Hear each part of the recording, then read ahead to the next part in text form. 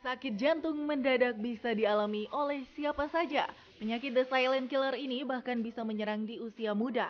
Itulah mengapa penting untuk kita mulai menjaga kesehatan jantung dengan mengurangi makanan berlemak disertai olahraga yang teratur.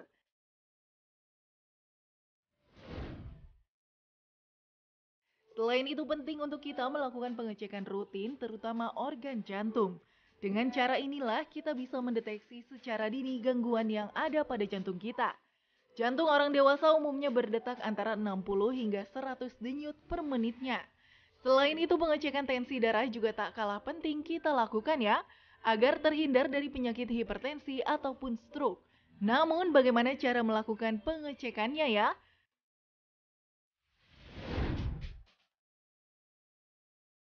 Bisakah kita mengecek irama jantung dan juga tensi darah secara mandiri di rumah?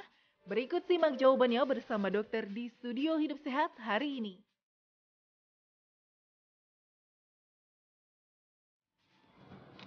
Nah, ini kita membahas mengenai orang yang suka mungkin rasa jantungnya melompat gitu ya, Itu deg-degan. dia. Kadang-kadang tuh orang tuh bilang gini, kenapa ya dok saya kalau malam tidur jantung saya kadang-kadang berhenti sebentar terus detek lagi gitu.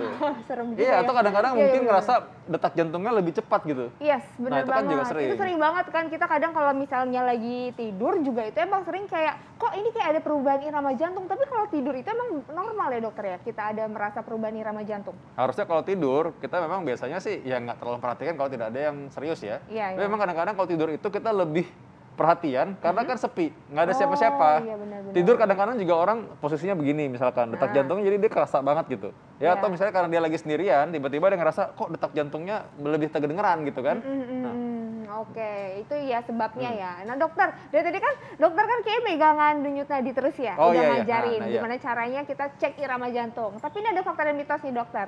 Ini katanya gangguan irama jantung bisa diperiksa dengan nadi sendiri. Ini fakta atau mitos dokter? Iya, ini fakta. Jadi kita Fakta? kalau detak jantung itu sebenarnya kita bisa periksakan dengan stetoskop. Nah, itu kalau dokter yang periksa stetoskop. Tapi kalau kita mungkin bagi sebagian orang awam lebih baik periksa dengan nadi karena dia bisa itu mewakili detak jantung.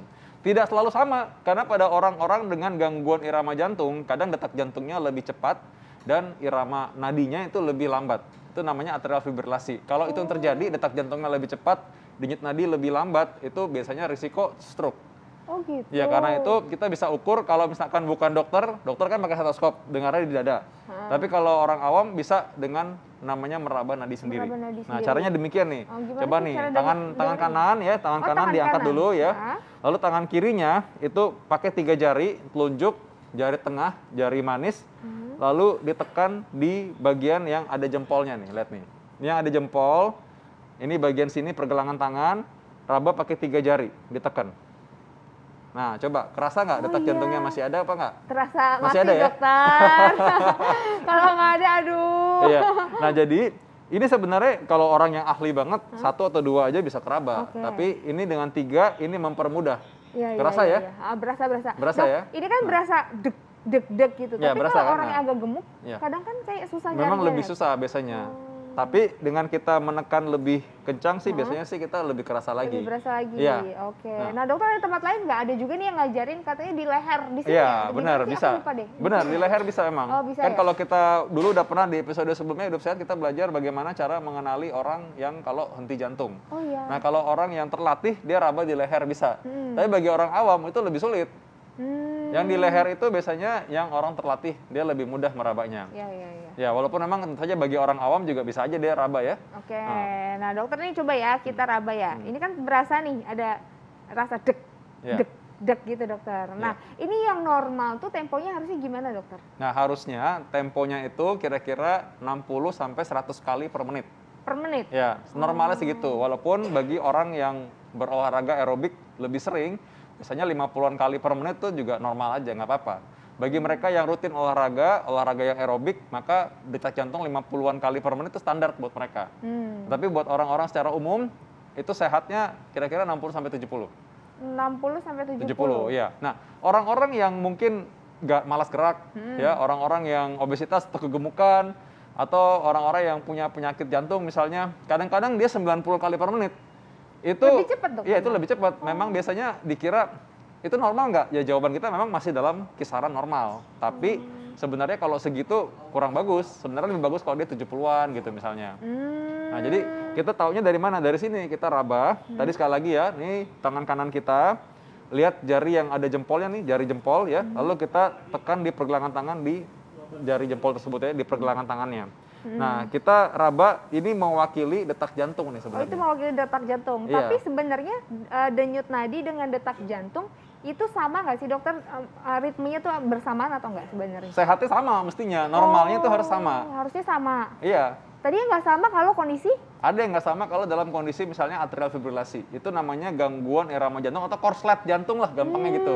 Nah, itu bisa meningkatkan risiko stroke karena detak jantungnya dia berdetak lain, denyut nadinya beda, lebih lambat biasanya.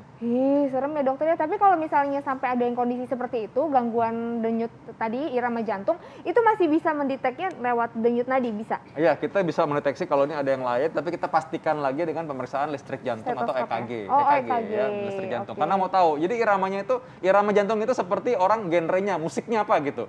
Lagi main musik pop, musik dangdut, musik rock.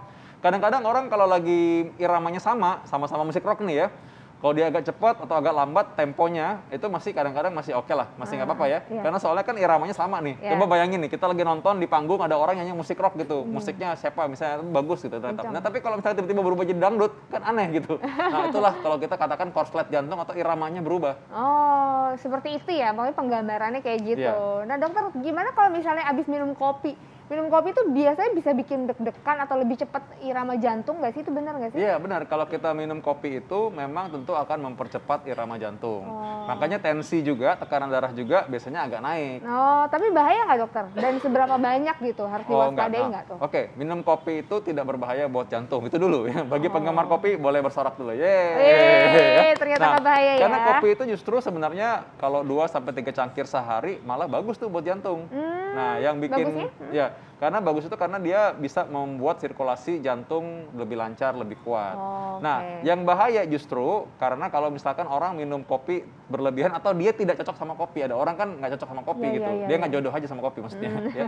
Jadi akhirnya dia setiap kali minum kopi tekanan darahnya naik drastis, detak jantungnya naik tinggi sekali sampai lebih dari 100 atau malah muncul irama-irama yang korslet juga. Nah, itu berarti dia nggak cocok sama kopi. Dan itu pada sebagian orang aja. Oh, jadi nggak semuanya ya, Nggak nggak bisa semuanya. disamaratakan.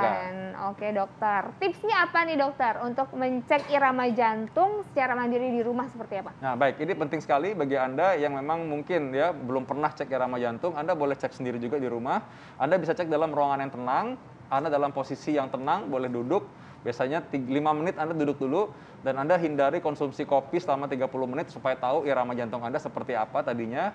Jadi kalau Anda habis olahraga ya tunggu 30 menit dulu. Anda boleh raba di bagian pergelangan tangan dengan menggunakan 3 jari, Anda tekan secukupnya sampai Anda merasakan ada detak jantung dan Anda bisa rasakan sebenarnya detak jantung Anda sama denyut nadi Anda kira-kira sama apa enggak. Ini memang agak sulit tapi minimal Anda bisa rasakan denyut nadi seperti apa. Anda lihat ada jam tangan atau Anda lihat ada arloji atau lihat Anda jam dinding yang pakai jarum, ya Anda hitung misalkan di situ pas jarum jam misalkan di angka 12, Anda hitung sampai di angka 12 lagi. Nah, Anda hitung yang Anda hitung sebenarnya detak jantungnya. Pas sampai jarum jam dari 12 ke 12 lagi itu ada berapa? Kalau misalkan detak jantung atau denyut nadi yang Anda hitung di sini di pergelangan tangan Anda ada 60 selama 1 menit ya berarti denyut nadi Anda 60 kali per menit itu dalam batas normal. 80 kali per menit dalam batas normal masih karena range-nya 60 sampai 100. Kurang dari itu atau lebih dari itu sebenarnya kita mesti hati-hati. Siapa tahu ada masalah yang lain. Nah, kita harus gimana caranya untuk cek EKG atau elektrokardiogram itu gampang didapatkan di hampir semua fasilitas kesehatan. Puskesmas pun ada. Oke. Berarti kita tuh harus tahu badan kita sendiri ya dokter ya, harus aware. Paling nggak kalau misal tahu ada menemukan yang aneh-aneh, jangan ambil tindakan sendiri, langsung pergi ke dokter gitu ya. Ya, mudah-mudahan saya baik-baik aja tapi ya. Iya, amin. Harus sehat terus dong. Oke dokter. Nah, kita masih banyak banget nih pemirsa informasi lainnya tentang kesehatan. Tentunya tetap bersama kami di Hidup Hidup Sehat. Sehat.